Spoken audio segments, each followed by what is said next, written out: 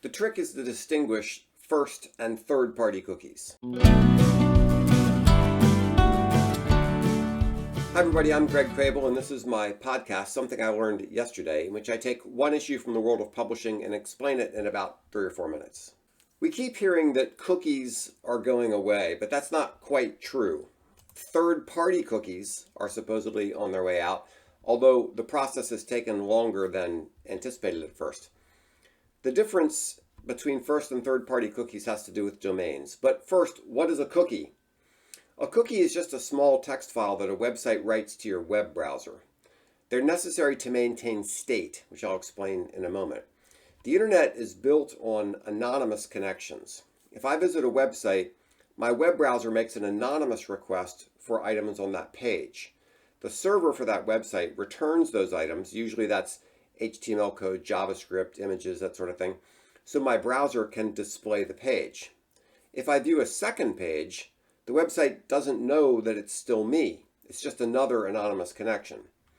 I'm skipping over something called browser fingerprinting, which makes this discussion a little more complicated, but for now, let's leave it at that. Every connection is anonymous. Cookies were a way to solve that.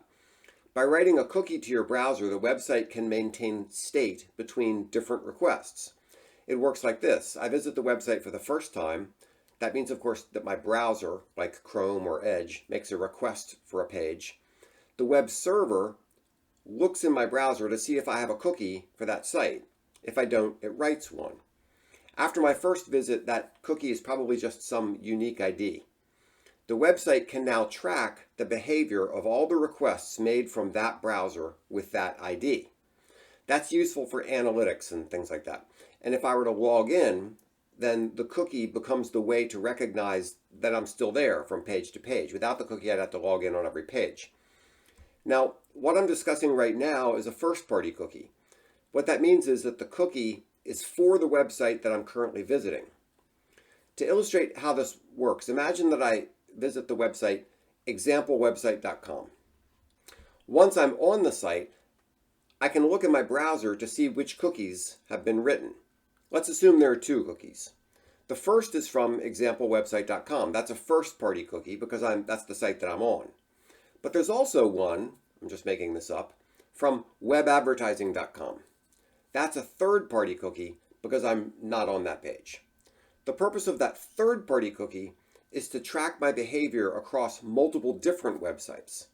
That would typically be something like DoubleClick, which is Google or Facebook or Twitter or somebody like that. They track what you're doing on any site that includes that third-party cookie. Now, why are third-party cookies going away? The nice spin on that story is that it strengthens privacy. People don't want to be tracked. The truth is that this is a ploy by the big tech companies to solidify their control over advertising. They'll cut off the third-party cookie and thereby hurt their competitors, but they'll find another way to track you. Don't think for a minute that they care about your privacy. Your personal data is the currency they use to run their businesses. So that's the difference between a first and a third-party cookie. Third-party cookies are fading away. Probably they'll eventually be gone. We'll be left with first-party cookies, which are very useful, necessary for managing logins and things like that. And they're much more privacy friendly. But Google and the big guys are still going to find a way to track you. Maybe they'll use browser fingerprinting. We'll see. Maybe I'll do a show on browser fingerprinting later.